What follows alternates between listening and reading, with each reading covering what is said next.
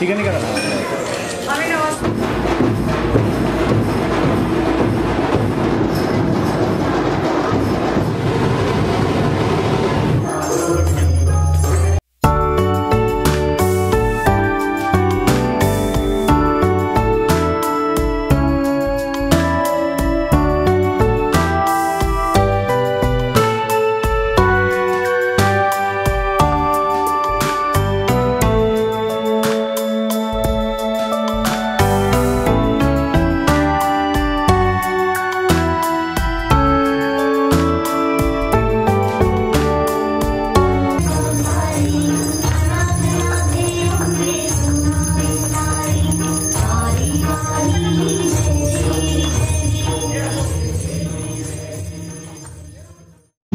गणपती तर असतातच, परंतु गौरी सुद्धा मी गेले 30 वर्षापासून बसवत आहे।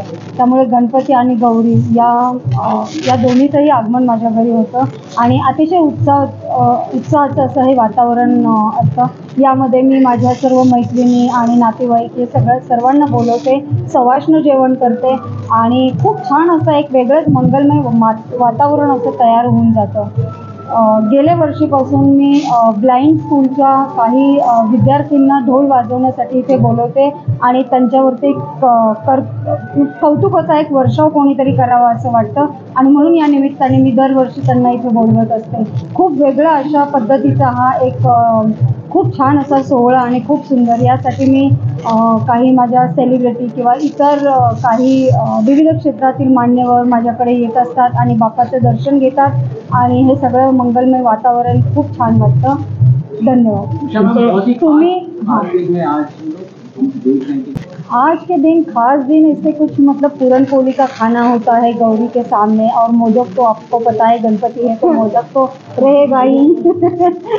तो बस ऐसे ही हम लोग खाना परोसते और 21 सवाष्णी को आज के दिन खाना दिया जाता है हमारे यहाँ से। बाकी जितने भी पीपल आते हैं उनको भी पूरन पोली का खाना देते हैं। फिर हर एक चीज़ हम अपने हाथों से भगवान के सामने 56 भोग चढ़ाते हैं और आम्ही त्यांच्याकडे 56 भोग चढवतो आणि त्यांचं असं स्वागत करतो। जेवढं छान पद्धतीने आम्हाला स्वागत त्यांचं वाजत गाजत करता येईल तेवढं चांगल्या पद्धतीने आम्ही करत असतो आणि असाच हा उत्सव आम्ही पुढे अशाच प्रमाणात छान चांगल्या मंगलमय वातावरणामध्ये घेऊन जाणार आहोत। आता माझी नात मला मदत करते, माझी सून देविका आहे ती मला मदत करत असते।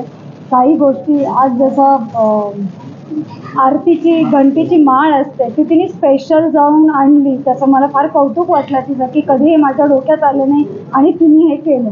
सो असं काही विविध अशा गोष्टी आम्ही करत असतो। जो के लिए वाव भी मतलब क्या बजाते, आज हमारे पास आँख है बट हम कुछ नहीं कर सकते, ऐसा उनकी तरफ देख के लगता है।